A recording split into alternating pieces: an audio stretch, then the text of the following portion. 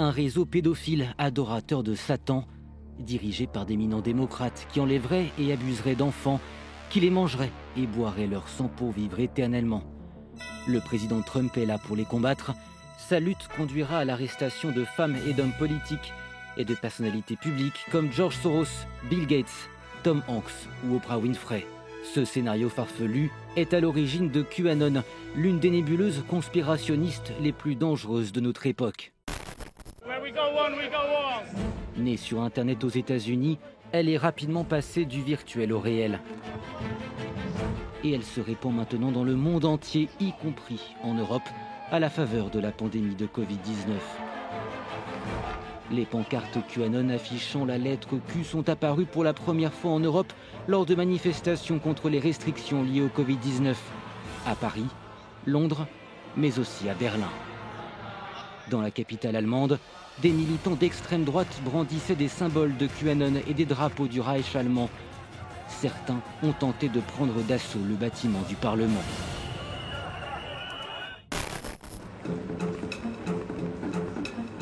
Sous des apparences parfois inoffensives, la mouvance est perçue comme un vrai danger par les experts. Nous sommes à Constance, c'est là que se déroule la deuxième plus grande manifestation organisée en Allemagne depuis août 2020 pour protester contre les mesures gouvernementales visant à contenir la pandémie. Des groupes de plusieurs obédiences politiques sont réunis ici.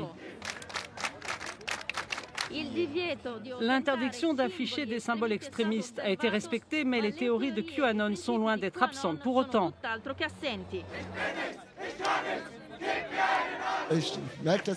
De mon point de vue, je pense que le gouvernement essaie de nous diviser en introduisant ces mesures. Et je trouve qu'il y a une prise de contrôle énorme de la part de l'État.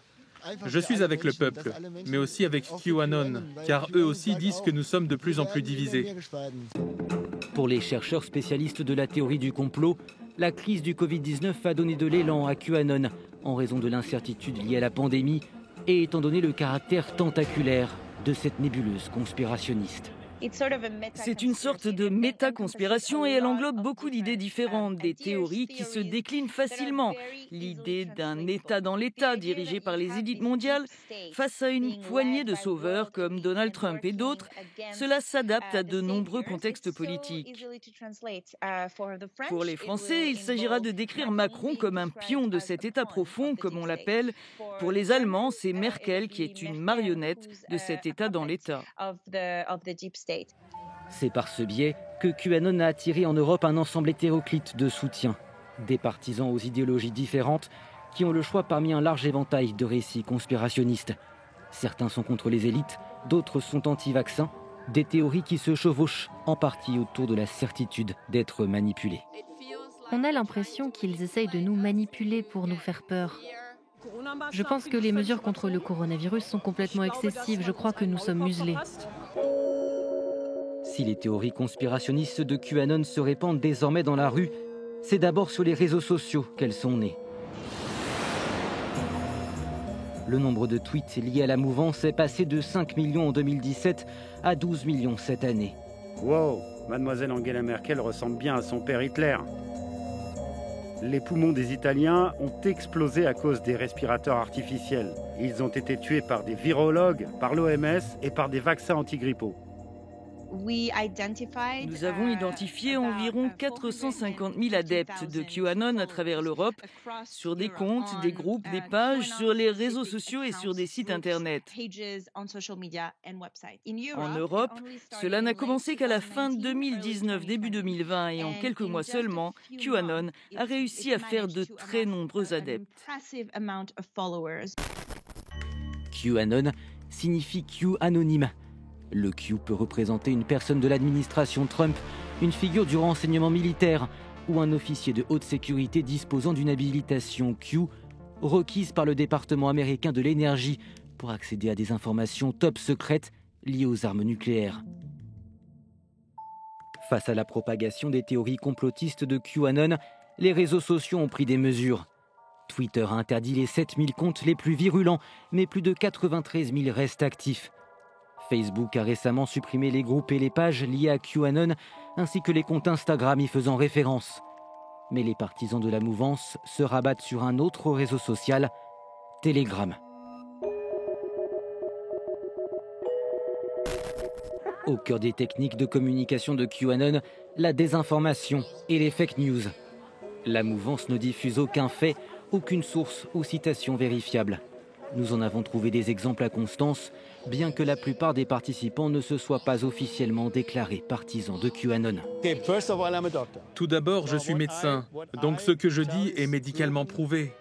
Je ne porte pas de masque. Je n'ai jamais porté de masque. Ce que vous portez ici est dangereux et cela tue des enfants.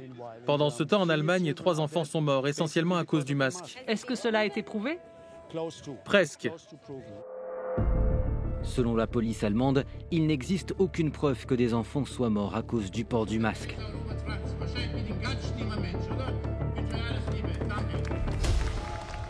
Et vous dites aux gens de ne pas porter le masque? Oui, il ne faut pas le porter, il faut juste avoir un système immunitaire fort. Vous pouvez y arriver en prenant de la vitamine D3 pendant 2 ou 3 semaines. Vous êtes médecin? Non, je ne suis pas médecin, je suis mécanicien. Mais les gens qui prennent de la vitamine D3 ne meurent pas, les autres oui, à 98,9%. C'est une étude du Daily Mail. Le Daily Mail, c'est un journal. Oui, c'est un journal. Mais comment expliquer que des théories sans fondement scientifique et aussi dangereuses aient autant de succès? On peut se sentir unique en répandant des théories conspirationnistes. Vous êtes la personne qui voit la vérité. Les autres et toute une partie du système sont simplement naïfs. En Allemagne, on parle de moutons endormis pour nommer ceux qui ne croient pas aux théories conspirationnistes. Je prie pour que chacun se détourne des discours dominants. Je veux aussi que plus de personnes se réveillent. Aux États-Unis, le FBI a désigné QAnon comme une menace terroriste nationale. La mouvance est notamment liée à un meurtre, à un affrontement armé et à plusieurs arrestations. En Europe et surtout en Allemagne, ces partisans sont parfois issus des rangs de l'extrême droite. La croyance dans les théories du complot peut conduire à la violence et cela peut multiplier les risques de radicalisation. Nous savons en Allemagne que 25% de ceux qui croient en ces théories conspirationnistes disent qu'ils seraient capables d'utiliser la violence pour atteindre leurs objectifs. QAnon gagne de plus en plus de soutien aux États-Unis, dont une vingtaine de candidats républicains au Congrès. À quelques jours de la présidentielle américaine, Donald Trump n'a toujours pas pris ses distances avec la mouvance, devenue désormais beaucoup trop dangereuse pour être ignorée.